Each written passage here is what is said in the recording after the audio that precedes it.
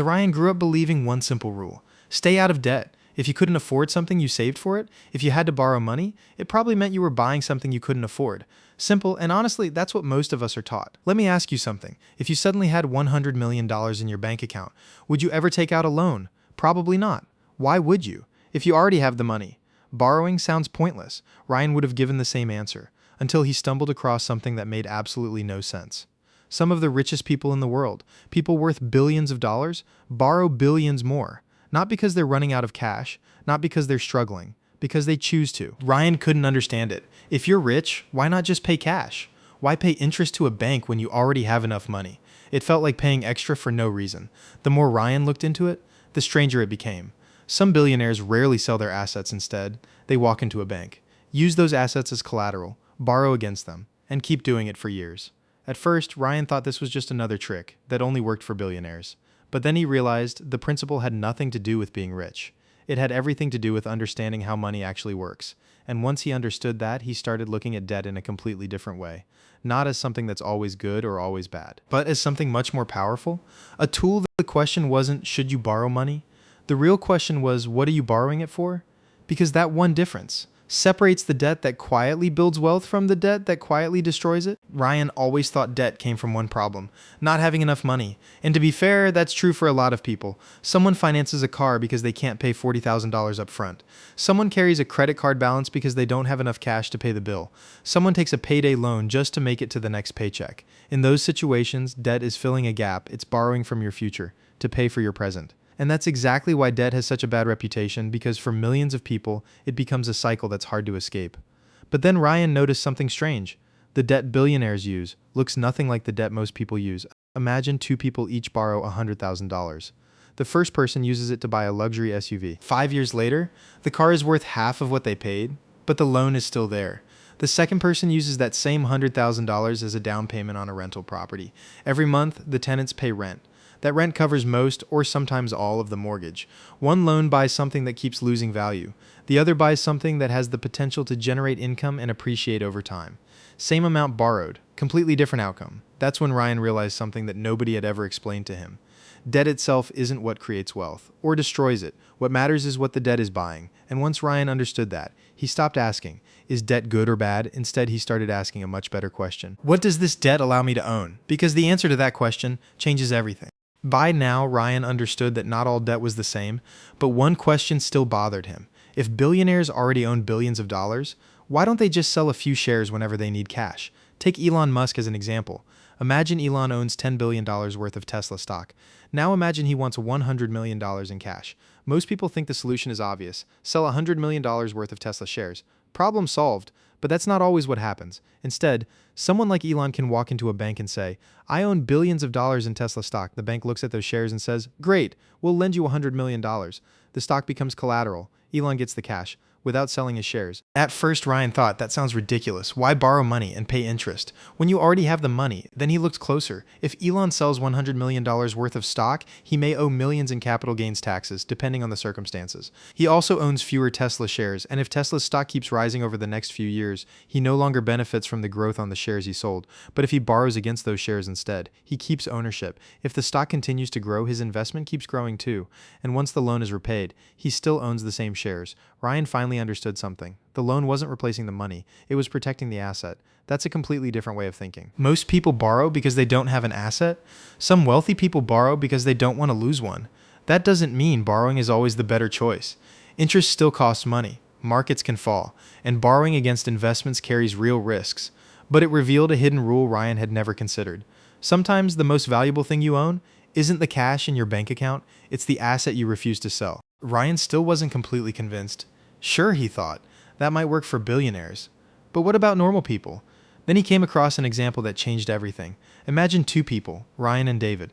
Both have saved $500,000. Both want to buy the exact same house. Price $500,000. Ryan decides to pay cash. No mortgage, no monthly payment. He owns the house outright. David does something different. He puts 20% down. That's $100,000. Then he takes a 30-year mortgage for the remaining $400,000. At first glance, Ryan seems like the smarter one. No debt, no interest. Case closed. But David now has something Ryan doesn't, an extra $400,000. Instead of letting that money sit inside the walls of his house, he invests it. Let's assume that investment earns an average return of 8% per year over the next 20 years. That $400,000 grows to almost $186 million. Now, David did pay interest on his mortgage. Let's say over those years, the total interest comes to around $280,000, even after accounting for that. His investments have grown by far more than the interest he paid. Meanwhile, Ryan owns a house worth $500,000, but almost all of his wealth is locked inside it. He can't easily spend it. He can't easily invest it. His money became an asset, but it stopped working. David's money kept working every single day. That's when Ryan realized something. The goal isn't to avoid paying interest at all costs. The goal is to make sure your money earns more than your borrowing costs. Of course, this isn't a guaranteed strategy. Investment returns can be lower. Interest rates can be higher. Markets can fall. That's exactly why this approach isn't for everyone. But Ryan finally understood why some wealthy people don't rush to pay off every loan they have. To them, cash isn't just money, it's an opportunity. And sometimes, keeping that opportunity alive is worth more than becoming debt-free as quickly as possible. By now, Ryan had stopped asking, is debt good or bad instead? He started asking, what is this debt buying? Because that one question separated two completely different worlds. Imagine two people each borrow $50,000. The first person buys a brand new luxury car. The second person starts a small business. 5 years later, the first car has lost nearly half its value. It's older, worth less, and every month, the owner is still making loan payments. The second person used that same $50,000 to buy equipment, inventory, and hire employees. Maybe the business failed, maybe it succeeded, but at least the debt had the potential to create more money than it cost. That's a completely different kind of risk. The same thing happens with credit cards. Imagine you buy a new TV for $3,000. You don't have the cash, so you put it on a credit card charging 24% interest. If you only make the minimum payments, that TV could end up costing thousands more over time. And here's the worst part.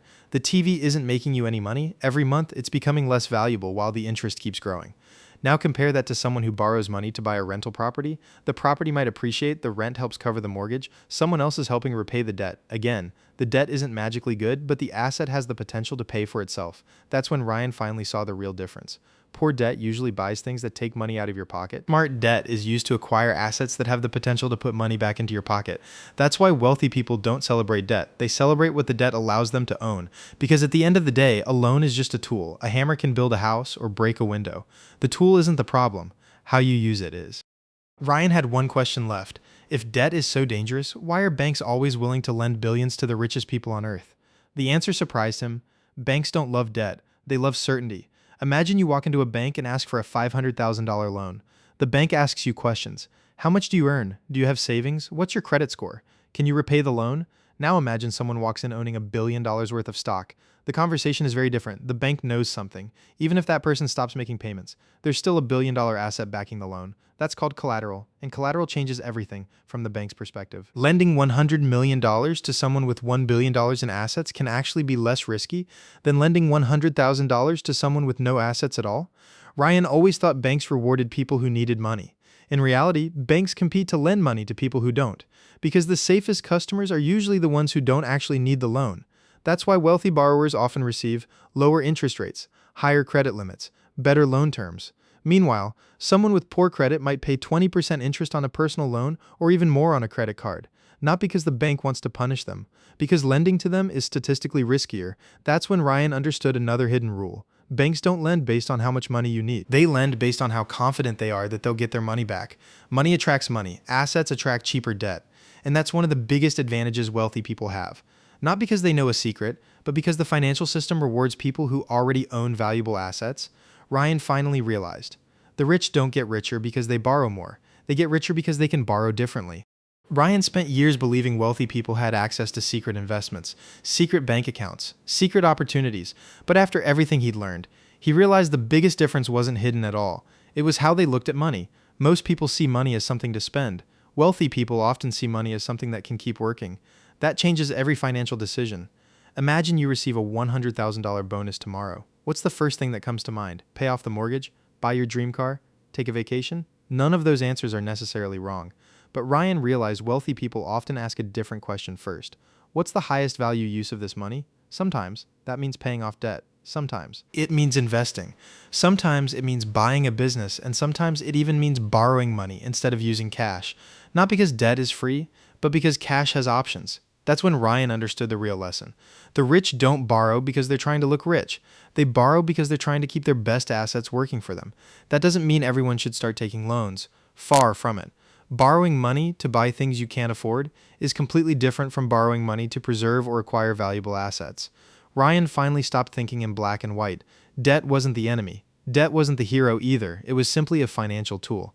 And like every tool, used wisely, it can build something valuable. Used carelessly, it can destroy everything. Ryan used to believe becoming wealthy was all about making more money. Now he knew that wasn't enough, because two people can earn the exact same income and end up in completely different financial situations. One person borrows money to buy things that lose value, the other borrows carefully to protect or acquire things that can grow in value. One sees debt as a way to afford a lifestyle, the other sees it as a tool used only when it makes financial sense. That's the difference. Think back to the question from the beginning. If you had $100 million, would you ever borrow money? A few minutes ago, the answer probably sounded obvious. Now, maybe it's a little more complicated because this video was never about convincing you to borrow money. In fact, for many people, the smartest financial decision is avoiding unnecessary debt altogether. The real lesson is understanding why you're borrowing.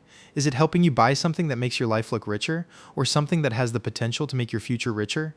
Ryan realized that wealthy people don't ask, "Can I afford the monthly payment?" They ask, "Is this the best use of my money?"